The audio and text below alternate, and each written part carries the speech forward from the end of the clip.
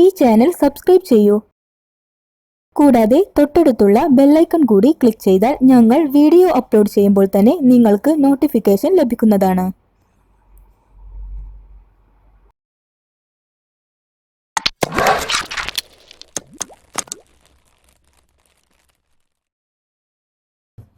വെളുത്തു തുടിക്കാൻ തേങ്ങാപ്പാലും മഞ്ഞളും. ചർമ്മത്തിന്റെ സൗന്ദര്യവർദ്ധനവിനുള്ള സ്വാഭാവിക വഴികളിൽ ഒന്നാണ് തേങ്ങാപ്പാൽ. നമുക്ക് വീട്ടിൽ തന്നെ തയ്യാറാക്കാവുന്ന ഒന്ന്.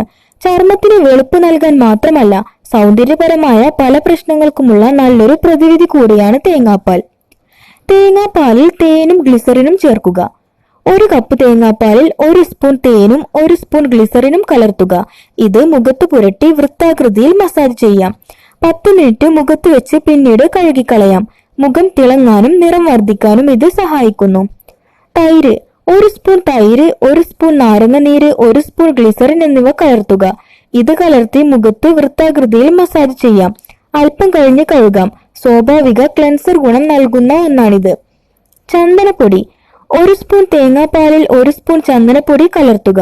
ഇവ കലർത്തി മുഖത്ത് പുരട്ടി അല്പം കഴിഞ്ഞ് കഴുകാം.